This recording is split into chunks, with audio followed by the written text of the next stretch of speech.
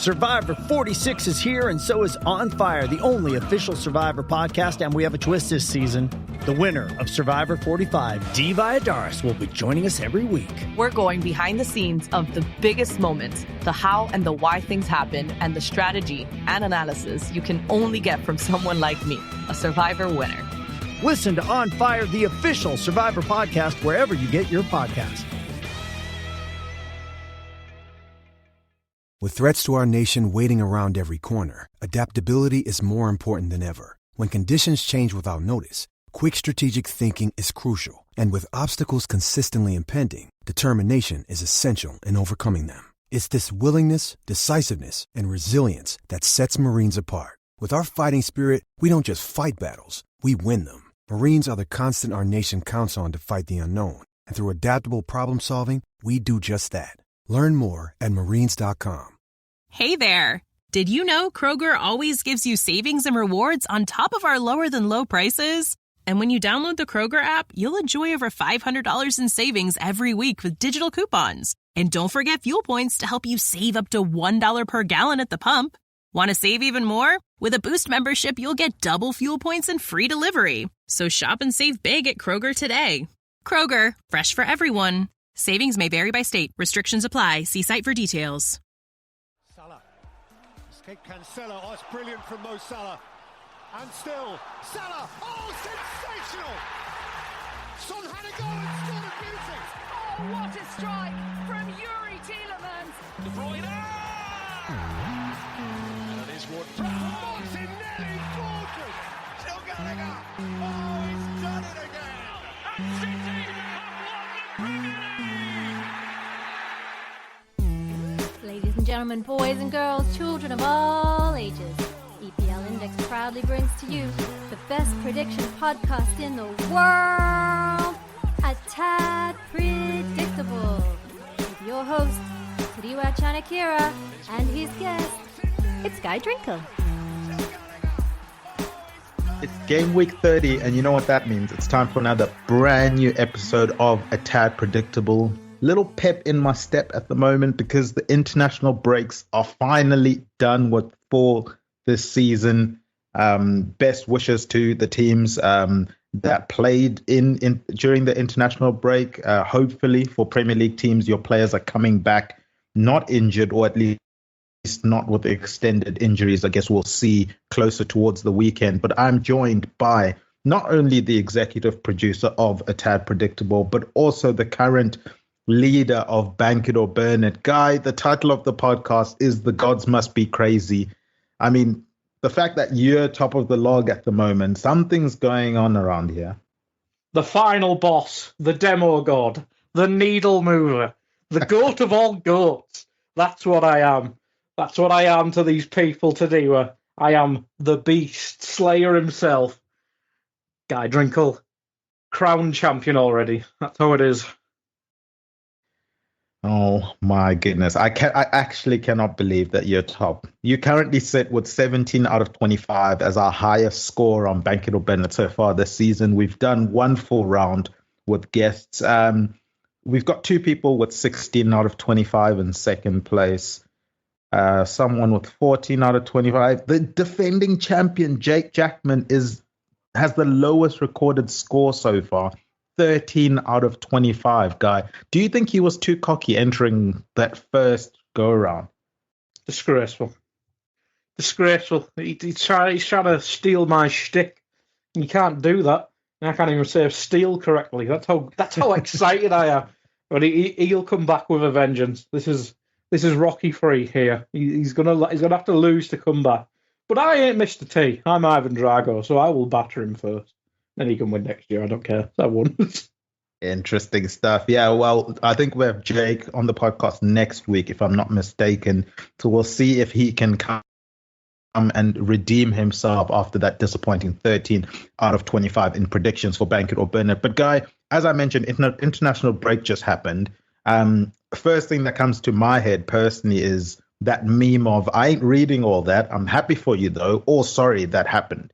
Because I'd like to use the international break as a time to sort of step away from football for a bit, just to clear my mind from it. Keep it, keep my eye on the news and maybe some performances that people point out for me. But I'm not really an international break kind of guy for football. I do come back around when it comes to international tournaments, but in terms of the international friendlies and the whatever iteration of international tournaments they have during the season, it's not for me. What is it called now? The European one that they have with the sub the Nations League. That one, like I don't have time for that guy. Yeah, it's just a load of B, isn't it? Absolute B. No, and the thing of these are, like, I know they've got, they call them paths, but basically playoffs to conclude. And I think they're literally the only meaningful games that are left, I believe. But it's like, you've tried to make international football more interesting. And, like, I've just opened up Twitter there and I was reminded that England play Belgium tonight. And do you know what my first thought was? Don't injure Joe Gomez, or don't play Joe Gomez.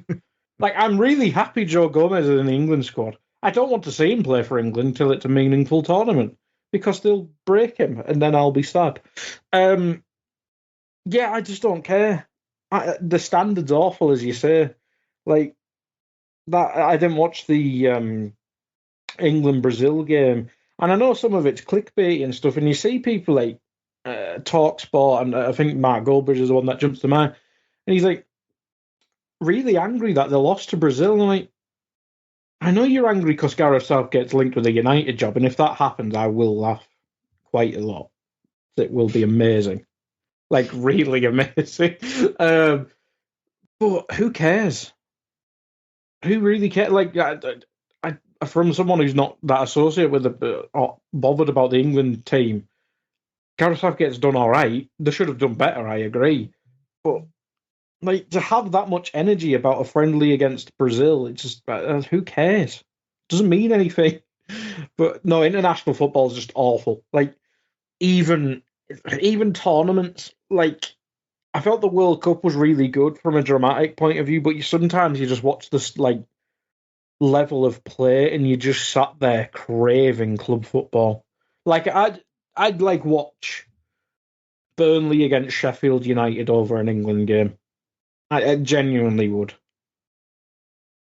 Yeah, it's not necessarily the football for me or you at the moment, but the Premier League is back, guy. That is the football that we're looking forward to, and it's hopefully it's going to be tasty all the way through to the last game week. But for this game week, it kicks off with Newcastle versus West Ham, and you spoke about the potential for injuries during international break. Kudus from West Ham, obviously, he withdrew from the Ghana side, and I'm sure that we're going to hear a lot about that during this podcast, of players that withdrew from the squad, whether or not that's precautious or it's actually an injury. And then obviously you get those. I know Pep Guardiola is famous for it now. Sir Alex Ferguson used to do it a lot in his day, where players just pick up random injuries just before the international break and somehow don't end up playing that week, and yet they're straight back into the squad for their first Premier League game when they come back. You know, I'm a bit skeptical about some of these injuries that pop up at this time of the, when it comes to the international break. So we'll see which ones are real and which ones are not once the games kick off. But for this game, how do you see it going? Obviously, Newcastle, a side that had, I guess, continue to be in the top four this season. It's not necessarily gone their way from that perspective, but some might say they've got an outside chance of getting back into Europe. Obviously, 7 points behind Man United in sixth place. Disappointing loss against Chelsea, 3-2 before the international break. And then obviously, as I said, they play West Ham, who are maybe in a position Newcastle would be hoping to be 4 points above them, a lot closer to Man United, obviously, and then trying to hunt down Tottenham. But look, Tottenham are 9 points ahead of West Ham. I don't see them catching Tottenham, especially with Tottenham having that game in hand. In terms of this one, I would assume Newcastle, being the home team, they've picked up some relatively good form recently, sort of shaken off that December, January horrible form that they were in. They sort of adopted the Klopp form of that time of the season. But West Ham look good. I know a lot of West Ham fans, and I was speaking to week who's still not happy with the style of play, still wants David Moyes out, but they sit in 7th place, guy. It's a weird time to be a West Ham fan, I guess. Yeah, it's a weird one, isn't it? I think that spell whilst Paqueta was probably the main injury. I know they had a few others, but I think his was the most serious, if I remember correctly. It's never a good sign when your side is that over-reliant on one player. And for a side like West Ham, I know it was a very much a coup to get someone like Paqueta, but you look at the other good players, they've got Kudus, Bowen. The defence seems a lot more messier this year, which if you're not going to attack like, well, a non-David Moyes team, you'd best hope defend like a David Moyes side. And when you watch them, they always seem to... fragile is probably the right word, but in a sense, it just seems there's always that hope that they'll just kind of implode. Like even last year when they weren't as good, you still watch them and went, there's still remnants of a David Moyes side there. Where you watch them now and it's like, Zuma's not the same. Agard's kind of, well, there's clearly, if you play for Morocco, unless you're Hakimi, there's two versions of that player, isn't there? There's the Morocco version and Premier League version. But West Ham just seem like a weird side. Like they are 7th, and that's good. But again, it feels like this is a season where there's an opportunity to get 5th, because that should be aimed for these teams with the coefficient stuff. I can't remember if we overtook Italy, but Inter and that went out, didn't they?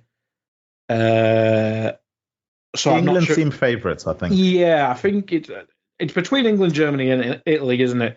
And I think with the draws, like the Serie A versus Premier League, I know in the Europa League for a fact, so it could go in our advantage. And Bundesliga against Premier League as well, so that might be big between Arsenal and Bayern. But West Ham's aim should be 5th, and as you said, they're quite far off Tottenham, which is.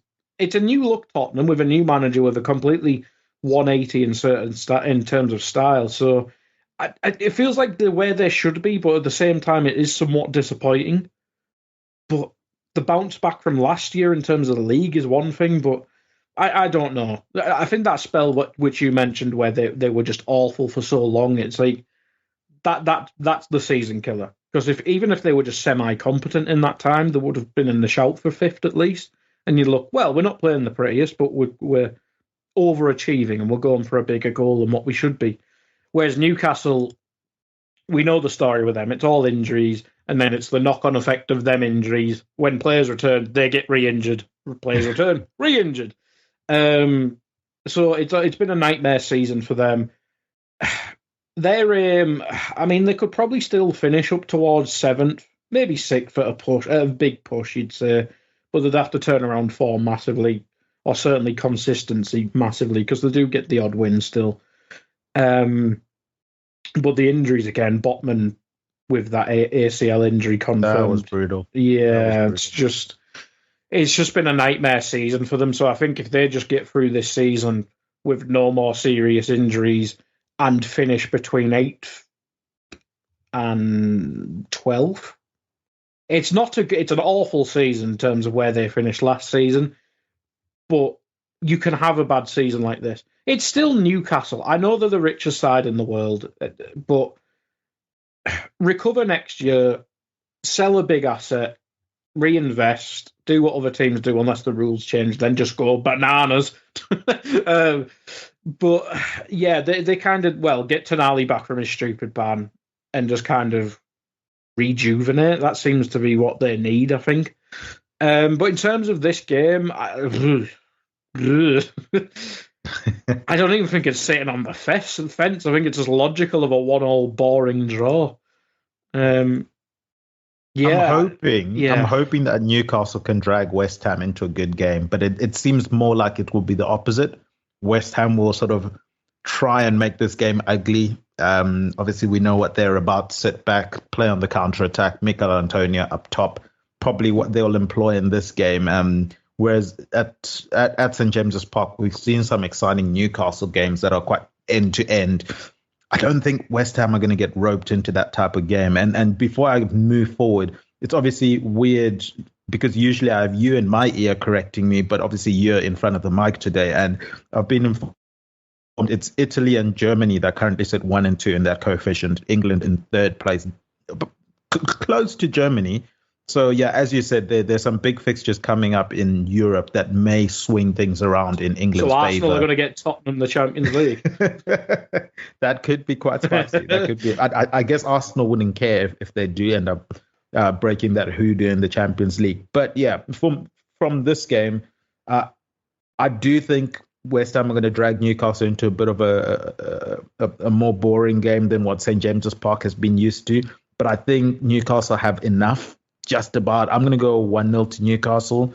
Not necessarily the game I'm going to be certainly eye-marking as the one to really, a must-watch game this weekend. But nonetheless, it will be a positive step for Newcastle to get a win in this one and try and climb up the table as far as they possibly can. As you said, it's not linear. Going up the league. Sometimes you get the good seasons, the bad season, and as long as they don't continue to yo-yo, if they stabilize next season, then try and make a push again, it will be fine for them. I don't think their climb up the table was going to be as easy as maybe some people thought, considering the money that they had. So yeah, that journey continues for them. Let's move on to Bournemouth versus Everton. A lot of business off the pitch with regards to Bournemouth. Obviously, their sporting director is now, or technical director is now gone to Liverpool as a sporting director. Everton also busy on outside the pitch. Obviously, they've got their appeal that they had recently that they will be keen to get, a response on as quickly as possible. But on the pitch, Bournemouth are being weird. They keep going down. And it's almost like they need to be losing to wake up. And then the likes of Semenyo sort of step up and look lively once they go down. But I can't imagine they can keep doing that and keep getting away with it. But I guess if there is one team they can do it against, it would be Everton, who seem to do relatively well in games and just can't seem to close them out. I mean, I'm looking at that that Brighton game where Everton looked like they might steal it, obviously end up with a draw in that one. Then they had the West Ham game where they should have been 2-0 up. They don't take advantage of it with Dwight McNeil when he had his opportunity. They end up losing that one 3-1, where the scoreline probably flatters West Ham. Then before the international break, obviously that 2-0 loss to Man United. Again, they look fine defensively, but just can't seem to get the ball in the back of the net, which is causing problems for them because they can't pull away from teams enough to be able to secure wins. It almost feels like they need to score at least 2 goals if they want to attempt to get a win at the moment. And playing against a Bournemouth side who, no matter how many they seem to go down, 3-0 down against Luton last time, they just keep coming in waves. And considering they're going to keep coming in waves, I can't see anything other than a Bournemouth win, which probably, Bournemouth are on 35 points. Maybe that's enough this season to stay up, but certainly if they get to 38, I think that's them definitely safe. And especially considering it's against a team that's also trying to stay in the Premier League. Yeah, I'd agree with that. I think 38, I'd probably say 35 is more than, but let's be honest, it might be a bloody points deduction, so who bloody knows? 15 might be enough to stay up to do, who bloody knows? I think 35 is probably more than enough, to be fair. It's weird, it is. It's like the mentalness or madness, I should say, of Bournemouth against the just sheer lack of ability to put the round finger in the net is just astonishing. Because Bournemouth, they've scored 41 goals this season, which it doesn't seem too mental. Like Luton have scored 42, Brentford have scored 41, and we've documented their struggles all season. Christ, Chelsea have only scored 47. Deary me.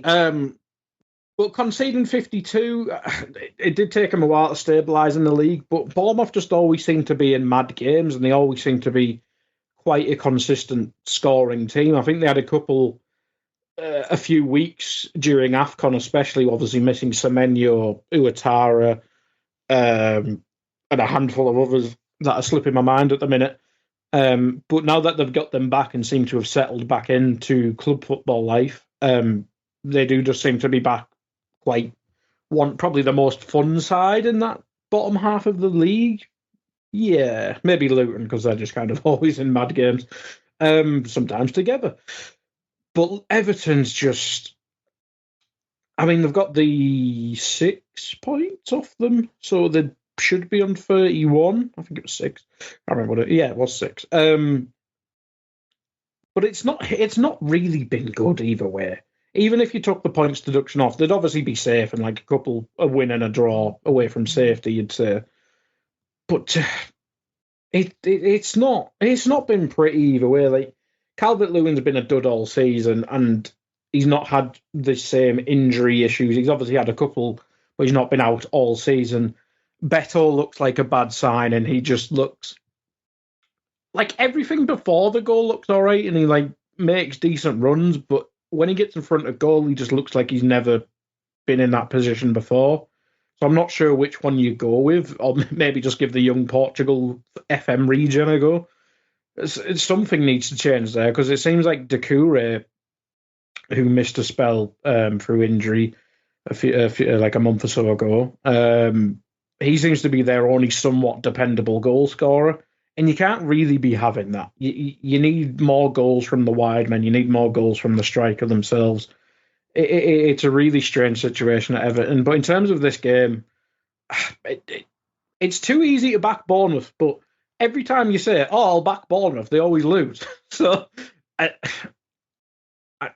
logic says I should back Bournemouth, and I will do that. But that means Everton will win. But I'll say 3-1 to Bournemouth, and it wouldn't surprise me if it's somewhat similar to that West Ham game. Maybe not as one-sided, because Everton really should have won that game comfortably, but it wouldn't surprise me if there's long stretches where Everton are the better side, then Bournemouth not steal it, but are just simply more prolific than Everton. I'm going to go 2-0 to Bournemouth in this one. I'm not confident in Everton going forward, despite the amount of goals that Bournemouth are shipping at the moment. I think Bournemouth at home should be able to see off this version of Everton at the moment. But let's move on to Chelsea versus Burnley. I mean, it's weird for Chelsea because obviously they've got the FA Cup that's going one way compared to how their league season is going at the moment. And I guess, that semi-final, I think, is on the 20th of April. They play Man City. So I don't know how much of their preparations are sort of gearing towards that, knowing what they are in the Premier League. They're kind of 11th with 39 points. They're definitely safe. They're not getting relegated, but they're also equally not going to get into Europe this season. If anything, all of these games probably are testing out the game plan for Man City. And we know Burnley are Man City light in terms of how they want to play. Obviously, the execution of it and the talent level isn't that of Man City's. But if I'm Pochettino, I'm using this game as a nice game to sort of lay down some foundation of how we're going to want to play against Man City, with the caveat that this isn't exactly Man City. I think Chelsea go and win this one 3-0 and continue their preparations towards trying to defeat Man City in that FA Cup semi-final. And in terms of results recently, I mean, a couple of draws in there, one against Man City, which is obviously a fantastic result considering the season Chelsea have had. But 2 wins either side of those 2 draws. Are they starting to pick up some form, Guy? I mean, the league is the FA Cup canon. Is that what we're calling this? Because that's 2 wins on the bounce. I would imagine so. Certainly, if I'm Poch, I'm definitely preaching that. 2 wins on the bounce makes me think they'll draw. So they can't do that for too much longer. Let's have a look. Let's have a very quick look. When was the last time they won consecutive games? It's been a while for them. Yeah. Whilst you look for that, I think the good thing for them as well is their game that they won was obviously against Leicester City, who are managed by a Pep Guardiola disciple. So, I mean, Enzo obviously came from Man City. He plays the Man City style. So again, this is two back-to-back games with players that are Pep disciples. I think it's working out in Pochettino's favor from that perspective, which is why I've gone quite bullish with 3-0. Oh, yeah, Chelsea should win this game. The last time they won 2 consecutive games that didn't have a championship side in it was December 30th and December 27th. That's not great. Yeah, that's not good. 1-1. Well, to be fair, I mean, Burnley have looked like they're putting up a fight recently. I mean, obviously it helps playing against 10 men in that Brentford game, but even in the West Ham game, they showed some fight. Really good goals from outside the box. Maybe they could cause a bit of commotion with regards to teams in and around them trying to stay up. Obviously, they're in 17 points, currently 5 points below that dreaded relegation zone line when you look at the table. So, yeah, a draw here helps them. I don't know if it's what they need at this point in the season, but certainly can't be greedy. A point is a point in the Premier League, and we know how hard they're to come by. Let's move on to another team that's also looking at getting as many points as they can at the moment, Nottingham Forest. They currently sit in that 18th position, the last team that would get relegated this season if the season were to end the way the points table is at the moment. They're trying to claw Crystal Palace back into this relegation battle, guy. Palace, 29 points, probably one of those teams that are a win and a draw away from safety. We know Palace are specialists at doing just enough to stay in the Premier League, and then trying to be ambitious for the next phase, and then maybe the ambitious move doesn't quite work out. They bring in the old head, they just stay in the Premier League, and they rebuild it again and try and go ambitious again. But so we'll see Roy Hodgson in November. That's what you're saying. Yeah, pretty much. If it doesn't work out with the hire that they make after, I mean, look.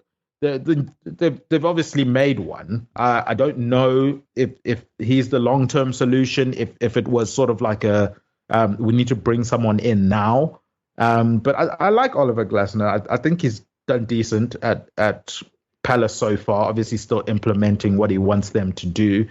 The win against Burnley stood out, obviously, in recent weeks. I think for me, this game could be quite exciting. Nottingham Forest seem to be playing quite well. Origi, in my opinion, has been unlucky. I don't know if it's my Origi bias for those of you that have listened to Anfield Index, which is the sister site of EPL Index. But Guy and I used to do a ratings show on there for Liverpool games. And obviously my bias towards Origi off the pitch sort of bled into my ratings on the show. But Guy, I think he's been unlucky. I think he's doing everything right, but putting the ball in the back of the net, probably I'd say slightly better than what Beto's doing. A player you described as also doing everything but putting the ball in the back of the net. But for Nottingham Forest, they've got Chris Wood back. He's scoring goals. Obviously, as is custom with Nottingham Forest, they're always sweating over the fitness of Owaniyi, whether or not he's going to be available for this game. He picked up another muscle injury. I think it was just before the international break, so we'll see whether he's back or not. But if he's back, guy, let's be optimistic. Let's say Owaniyi is back, who I would start if I'm Nottingham Forest against this Crystal Palace side. How do you see them handling it? You got to play both. All the big lads. Get them on. Get them on. Owaniyi off Chris Wood? Just play Origi off them too. That's what you want. This will be an awful match. Palace with a back three against Nottingham Forest with Chris Wood probably up front. I don't know. Palace have a lot of injuries. Probably Forest do. Forest just I don't even need to look. They probably got 17 injuries. 5 injuries. No excuses. It's not too bad. I don't think it'll be a pretty game. I think Forest need to pull their finger out now, and this is basically the perfect game. An injury hit Palace side, a lot of injuries in midfield, best players a doubt for this weekend in Elise. I think Eze is all right off the top of my head. Let's just open that up whilst we're here. Yeah, Eze seems all right, actually. Missing probably the best defender in Gahey, so that they're still missing quite a lot of their spine, basically. But he's had a decent start. He's had a tough start in terms of fixtures, Glasner, but getting a point against Luton's fine. That's kind of, he's keep them at arm's length, beating Burnley comfortably. I can't remember his first. Was Everton his first game? Again, keeping them at arm's length if they're just so. And losing to Tottenham's no bad thing. So yeah, he's done all right at the beginning. God, Nottingham Forest is weird, aren't they? Like 3 losses on the bounce and a draw with Luton before the international break. It's a weird side. 1-0 Crystal Palace. Ooh, I've gone 1-1. I've gone 1-1.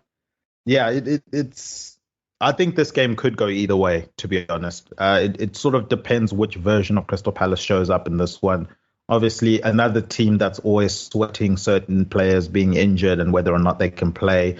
We know Elisi's had his injury issues this season. We know, and he's obviously, I guess we don't know when he's coming back. And then obviously, what's his name? I've gone blank. Eberechi Eze. He's come back from injury and he's looked decent. Got that free kick against Tottenham. I've gone 1-1 in that game. I think they sort of cancel each other out in that one. Sheffield United versus Fulham. Guy, Fulham look spicy. I mean, can we call them on this podcast or not? Because in recent history, if you trace back the history of this podcast, we always pick a team that, a tad predictable team for the season that we're going to be rooting for. This season, it's Fulham, who we've chosen. They've been on a tear recently. Don't worry about the 2-1 loss to Wolves. We're not going to concentrate on that. But you look at the game against Man United, you look at the game against Brighton, and then you obviously look at the game before the international break against Tottenham. This is the team on the up, Guy, and they're facing the bottom team in the Premier League. Dare I say this could be quite a bullish performance from Fulham. I know Sheffield United are prone to a random great performance. Obviously they've only got 3 wins. Let's not go too strong with the word "great" there today. But where did that performance against Luton come up from? Like everyone and their mom predicted they were going to lose. The key word there is Luton. Hey. Luton is a team you predicted to stay up, and that might come true, actually. That was a good shout before the season. They're doing it well, but they are still on 22 points. But yeah, so I'm going to be bullish with the team of ATP. I'm going to go 3-0. It's my second 3-0 prediction. I think Fulham are on a tear at the moment. Muniz is looking hot. Yeah, 3-0. Yeah, they're probably the one side who really didn't want the international break because they're exactly. The Wolves game is obviously one thing, but to be in such a good goal scoring spree, even getting a goal against Wolves, keeping the goals rolling, it's not really that much of an interesting game. I don't think anyone would be surprised if Sheffield United just randomly draw or win this game because that's kind of the side that Fulham are. But they are our side, and we do have to back our boys. And Adama Traore is back, so 2-0 Fulham. Wow, 2-0 to Fulham. All right.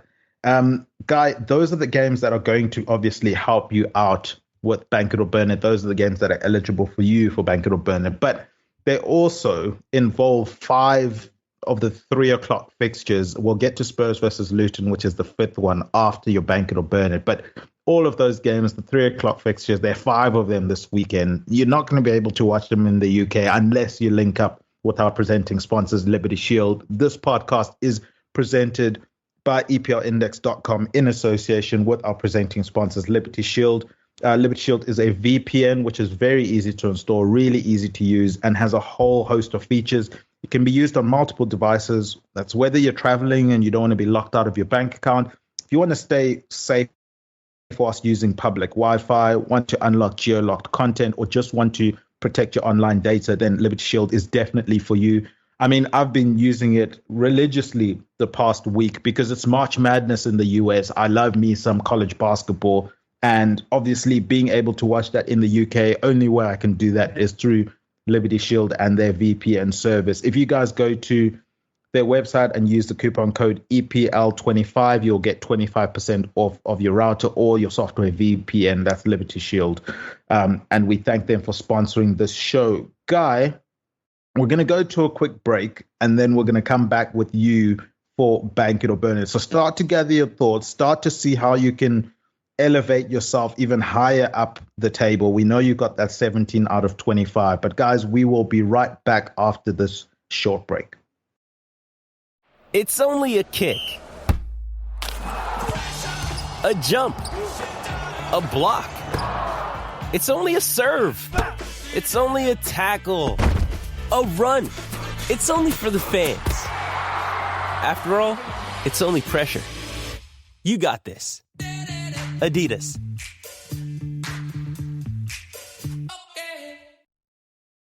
This episode is brought to you by Hyperice, the leader in advanced warm-up and recovery technology. They have tons of innovative products, like Venom-heated wearables to help soothe sore back muscles, Normatec compression boots to speed up recovery and increase circulation, and Hypervolt massage guns to improve mobility. Loved by athletes like Naomi Osaka and Erling Haaland. Try them yourself. Get 10% off your order with the code MOVE at hyperice.com. This episode is brought to you by Pepsi Wild Cherry. Pepsi Wild Cherry is bursting with delicious cherry flavor and a sweet, crisp taste that gives you more to go wild for. Getting wild may look different these days, but whether it's opting for a solo Friday binge watch or a big night out, everyone can indulge in their wild side with Pepsi Wild Cherry. Also available in Zero Sugar. So grab a Pepsi Wild Cherry and get wild. All right, Guy, we are back. Bank It or Burn It. How are you feeling? Obviously, you had that cocky promo at the beginning of the podcast. You're sitting pretty, top of the log. Do you think anyone can even beat 17 out of 25? I might just play the Roman Reigns theme instead of the Bank It or Burn It music. It would make sense. It would make sense. It's a dominant start for you. But as I said, look, you can't play it safe, guys. Surely you have to go and try and beat that just to increase your lead and make sure that no one can get to whatever score you end up with. Oh, yeah. You got to extend it. The aim's 25. The aim is 25. 25 out of 25. We are yet to get a 25 out of 25 on this podcast. I don't even know what we've got planned for the first person to get 25 out of 25. We'll speak to the suits upstairs and we'll get that clarified. But Guy, I'm going to put 15 seconds on the clock here. You are obviously going to try and answer all 5 questions in each of the 5 rounds. If you think the scenario is going to happen, you are going to shout bank it. If you think the scenario is not going to happen, you're going to shout burn it. The fixtures are Newcastle, West Ham, Bournemouth versus Everton, Chelsea versus Burnley, Nottingham Forest versus Crystal Palace, and Sheffield United versus Fulham.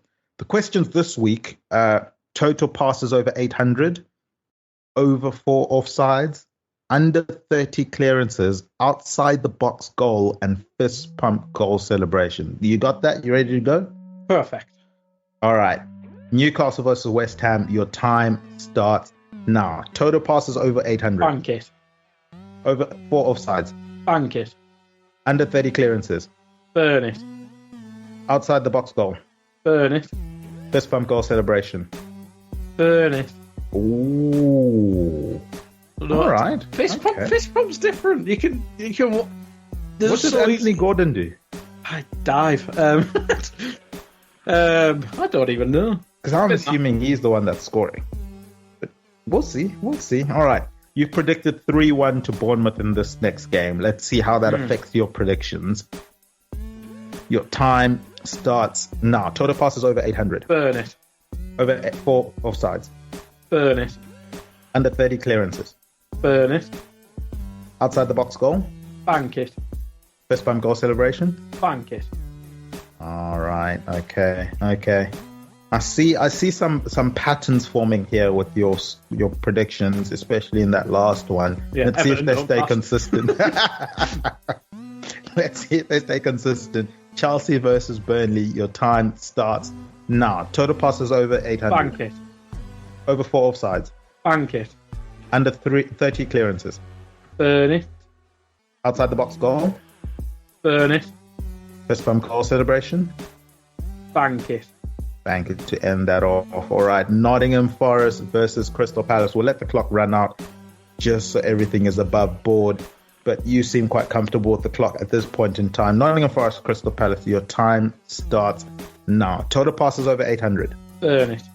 Over 4 offsides. Burn it. Under 30 clearances. Burn it. Outside the box goal. Burn it. The first bump goal celebration. We'll do a full one, eh? Burn that. Cocky commentary at the end as well. Can this guy be stopped? I need to start a campaign to make sure Guy doesn't blow our budget. He threatened it last year. I'm starting to get worried. He's getting too cocky this season if he wins it. We know he wanted a parade last year all the way from Southampton to London. I hope that's not the case this year, Guy. But let's move on to Sheffield United versus Fulham. Your time starts now. Total passes over 800. Burn it. Over 4 offsides. Burn it. Under 30 clearances. Bank it. Outside the box goal. Burn it. Fist bump goal celebration. Bank it. Guy, can I say, it seems like you're taking it very seriously this season. I even looked at stats beforehand. Oh my goodness. The tide has truly turned. Guy really wants that giant trophy. We'll see whether or not he's able to get his hands on it this season. But Guy, let's move on to the rest of the fixtures. Spurs versus Luton. Spurs obviously had that disappointing 3-0 loss to Fulham last time out.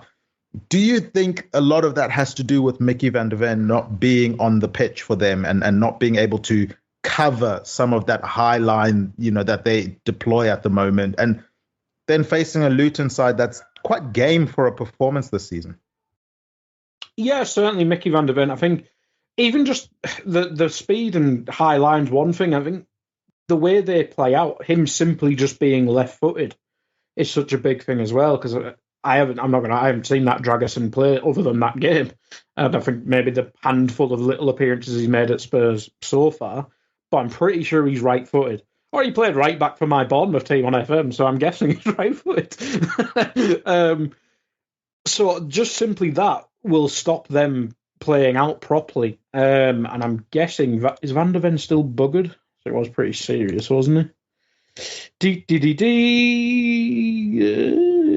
It's nowhere near as severe as the last one. He'll miss tomorrow, but with the break, won't miss much too. He might be back. Probably a doubt for this one.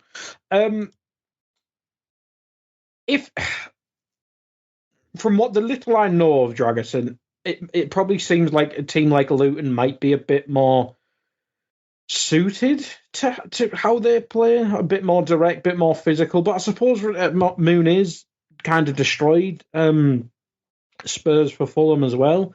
So maybe be wrong with that. Romero didn't have a good game. The fullback's kind of a bit lost in the sauce. And if I remember correctly, the midfield was like completely taken off quite early on in the second half, if I remember correctly. So they probably need Basuma and Sarr, if they are to start the game, to kind of limit what Barkley does on the ball. Because if Luton do get in fast transitions, there's a lot of... You can expose that Spurs side, and we've seen, albeit Luton, I kind of took the mick with them in terms of points totals earlier. They are a dangerous side to play against. They give, if I remember correctly, Spurs a horrendous game very early in the season. They drew with Liverpool. They give Arsenal and City tough games. So there could be a shock here. But Spurs, let's have a look at the results. How many times have Spurs had a... Well, let's have a look at the last 5, not going through. So they have lost 2 of the last 5, but they don't seem to lose consecutive games that often. So I'd probably back Spurs. But that Fulham game was awful. I'll say 3-2 Spurs, because Luton love a mad one. Right, 3-2-2? Tottenham. To Tottenham. Oh, okay. I thought you were going to go for Luton there. Yeah, I've already backed Burnley. I'm not doing that again. fair. I think Spurs have to respond. Obviously, as you alluded to, they'll be sweating over whether Mickey van der Ven is back. But again, with the hamstring injury, do you want to rush him back? If I'm Spurs, I try and take it as slow as possible. We are quite keen to what can happen when you don't manage a hamstring injury properly as Liverpool fans after what happened with Michael Owen when pace was a big part of his game and we brought him back way too early without the proper rehab.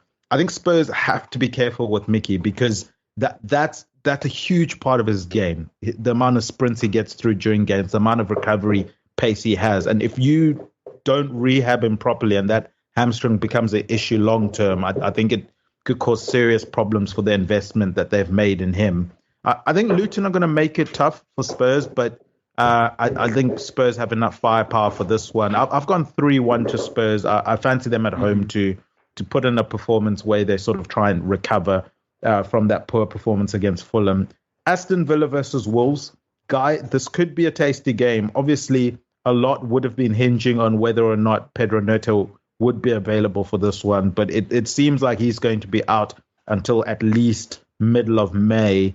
Does that take away some of this game? You look at Hwang Hee-chan, he's also probably not back in time for this game.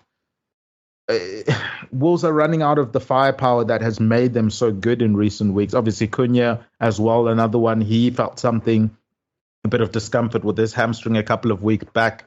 He might be back for this game. They're trying to get him back for this one. But looking at the amount of injuries that Wolves have, looking at maybe the form that Aston Villa are coming into this game, how do you see it going? Aston Villa have to try and maintain their position in fourth place.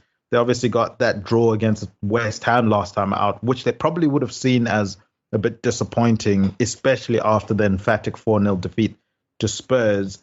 They need to start picking up wins again. We know how much of an impact European football can have on you, and maybe that was a bit of a distraction for them in recent weeks. Yeah, they probably made that Ajax tie more difficult than it should have been. R.I.P. Jordan Henderson. Yeah, they probably should have got that done in one leg, let's be honest. I suppose Villa might look at it, obviously, with them playing early, if I remember correct. No, they played late, didn't they?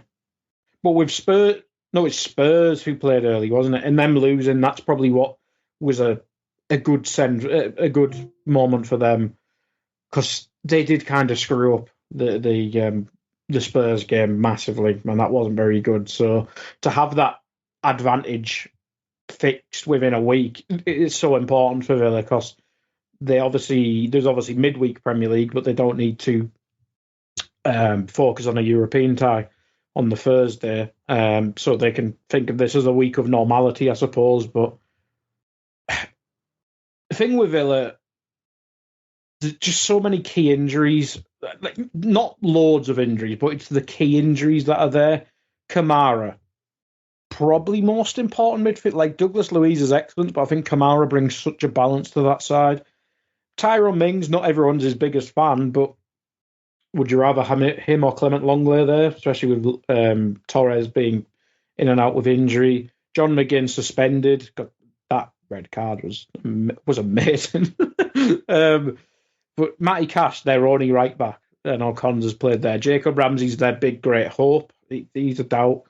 And Buendia has been out all season, so not really too much of a thing to deal with there. But they are getting back there in terms of options, but Kamara's missing the rest.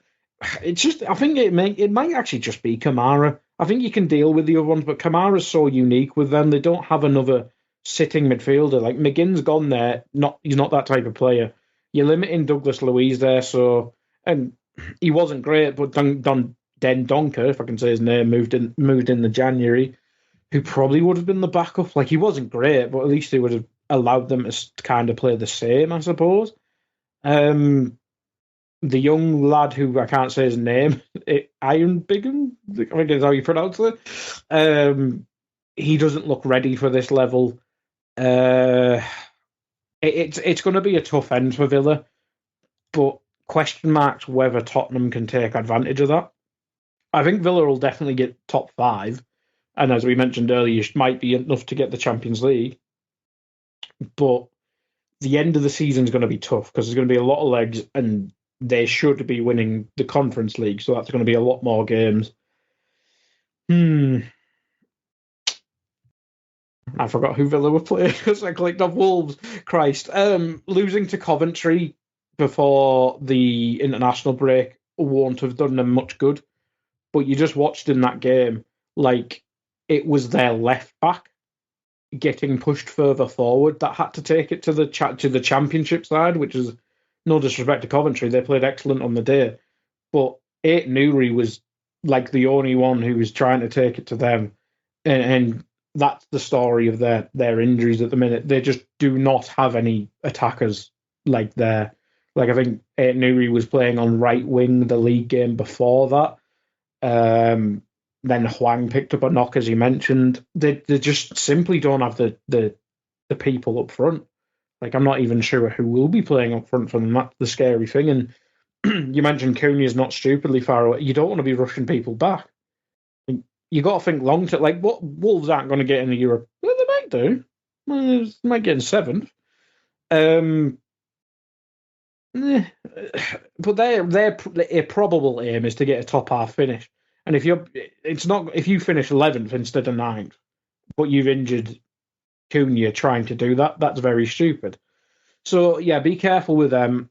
I think you got to back Villa just simply for the fact that Wolves don't have any attackers.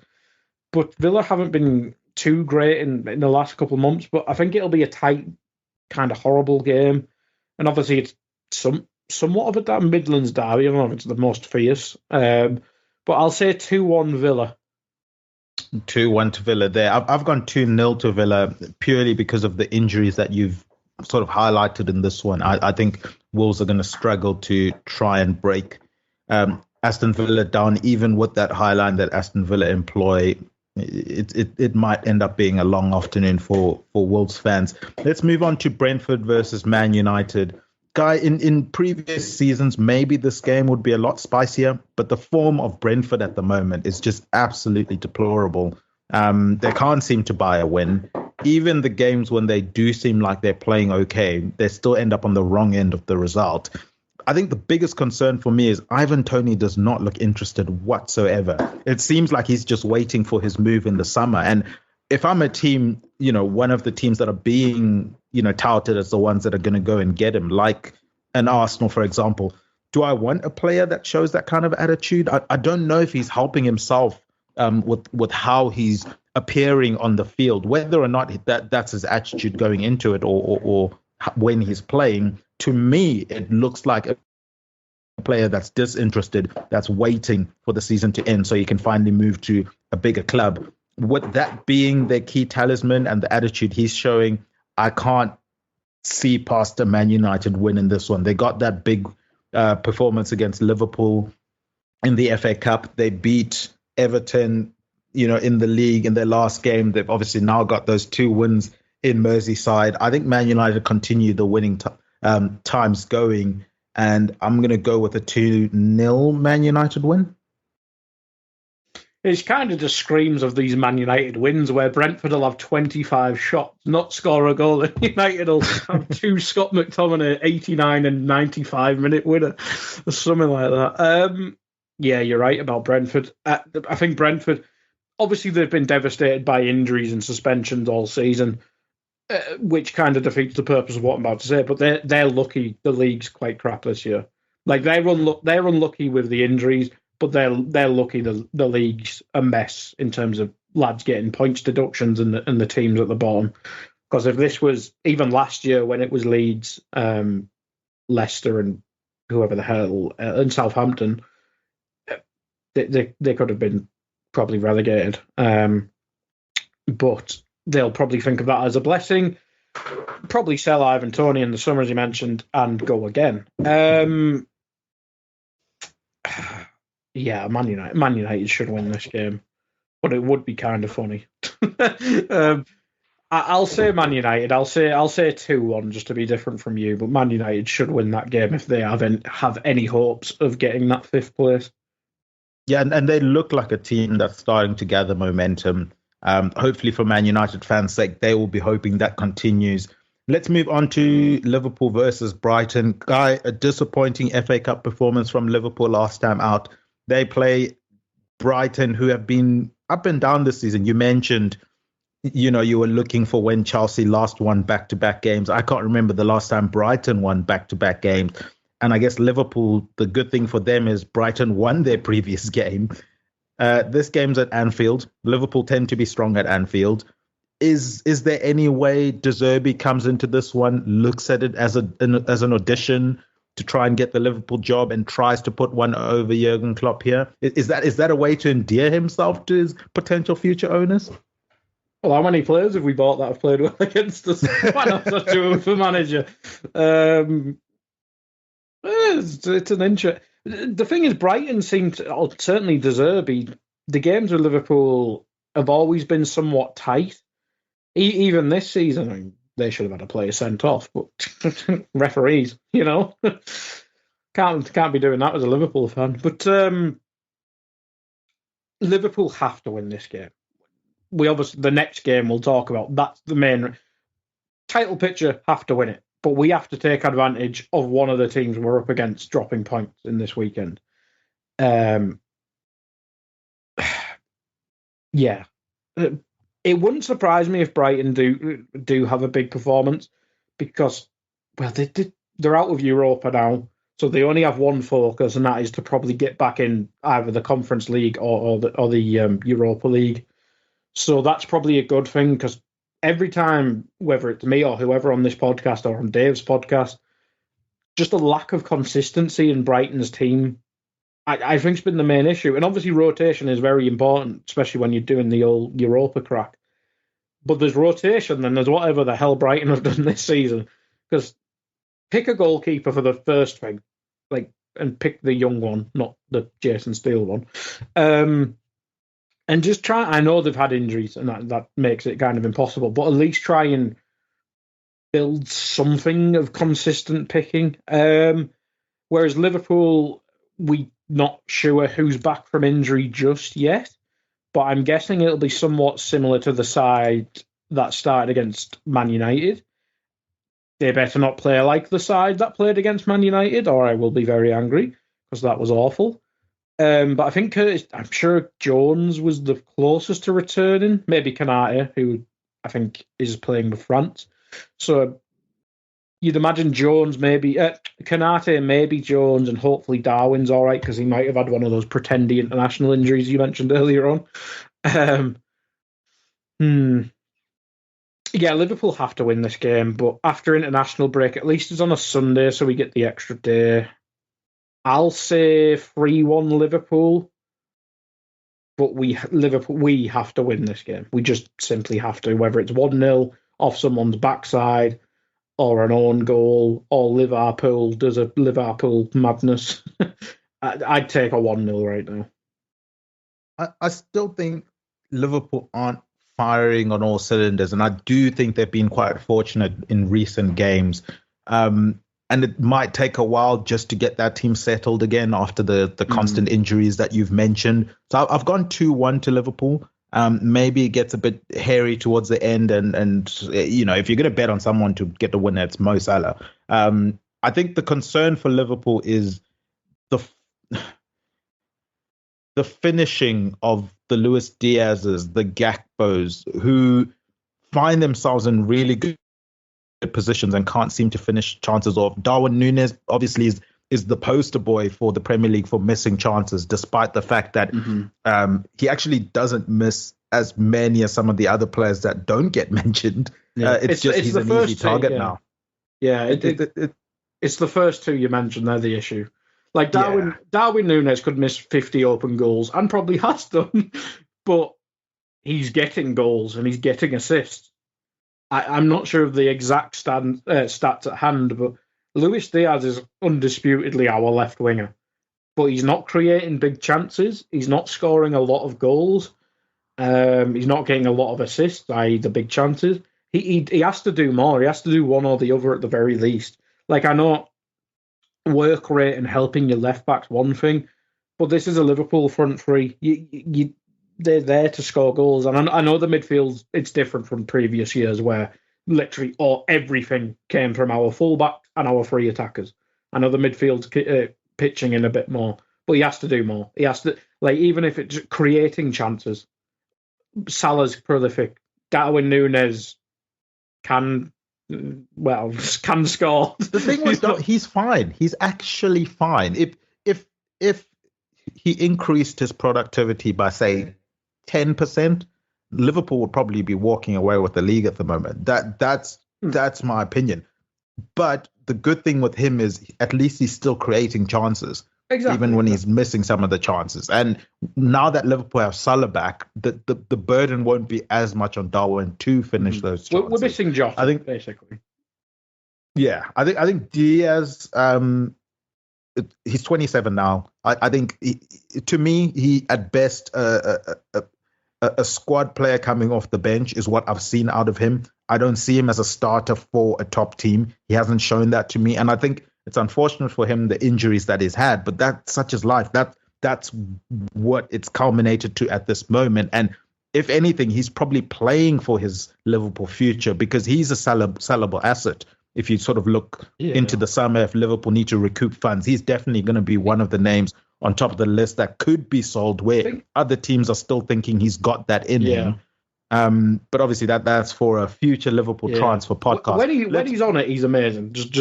Not to just slag him. When he's on it, he's amazing, and that's the most annoying thing. He's not on it enough. But that's the thing. A club like Liverpool, you have to be on it more than not. And that doesn't seem to be the case for him at the moment. And obviously, as I say, that no ill will towards the player. It's just the facts. But let's move on to what is undoubtedly the objective game of the weekend. Manchester City versus Arsenal.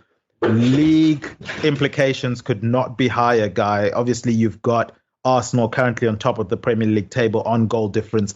Man City currently sit in third place, 1 point behind Man City. Liverpool are sandwiched in there with 64 points as well. Liverpool could be coming into this game, sitting there, being top of the log, getting to watch these teams battle each other out. Arsenal were in that position last time out when they saw Liverpool and Man City face each other. How do you see this game going?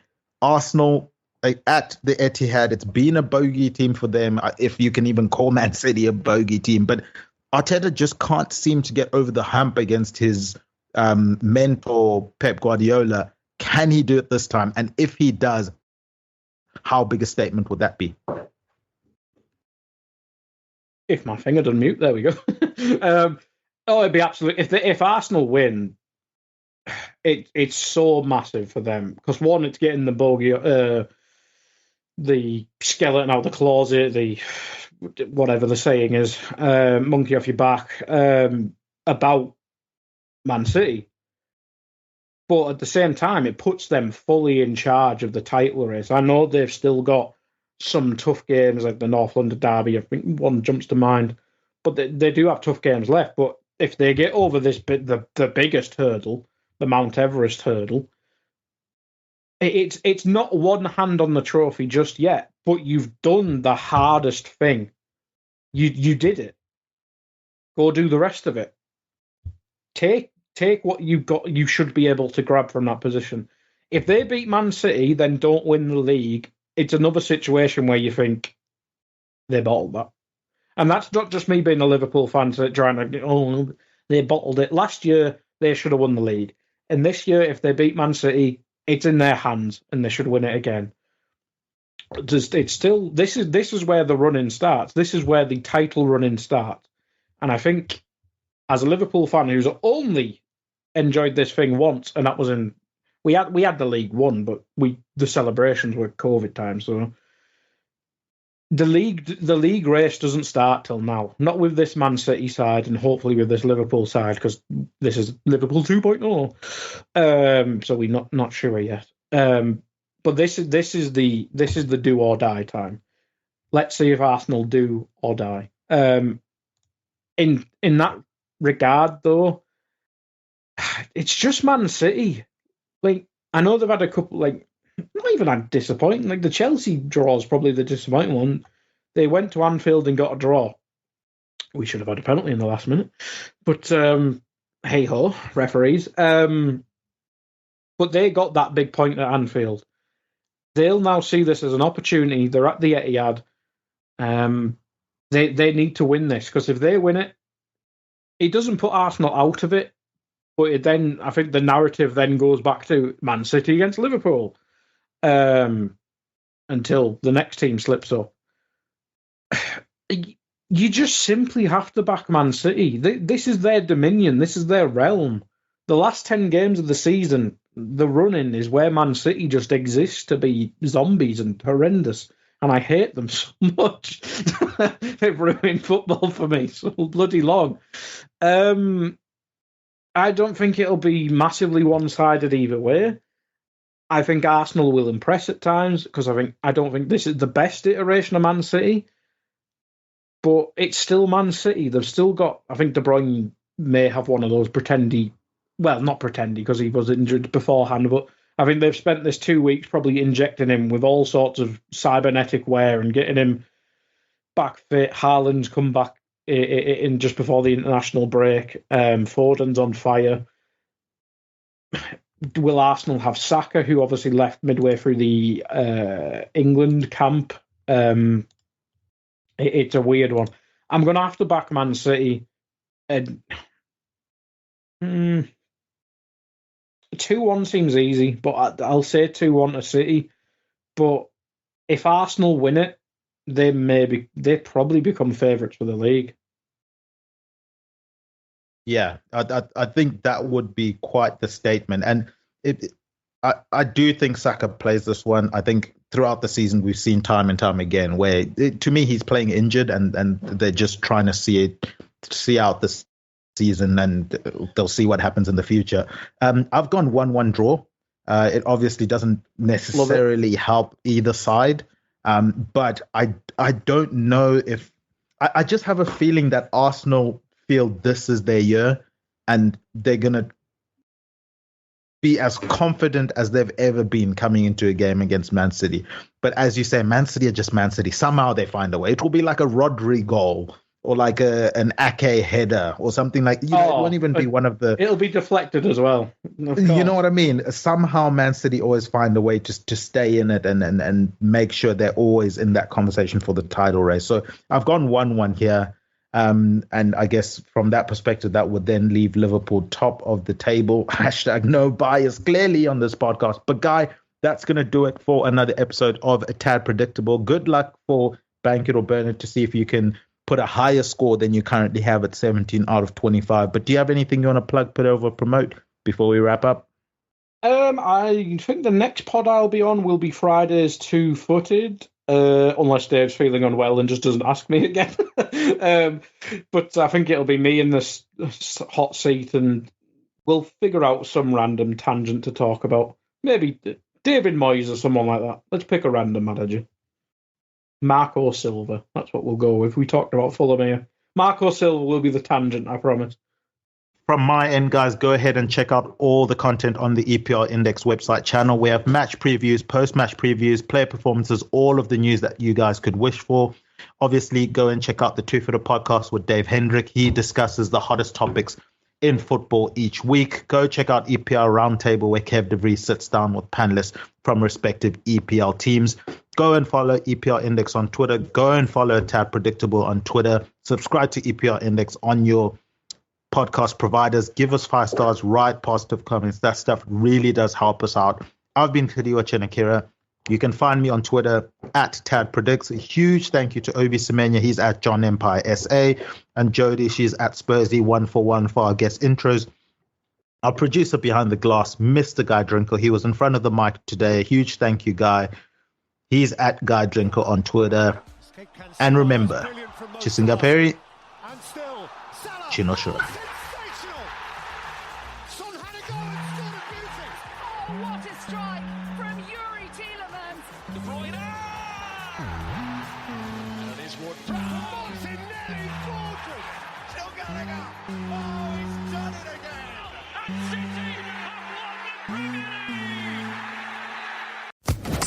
Social Podcast Network.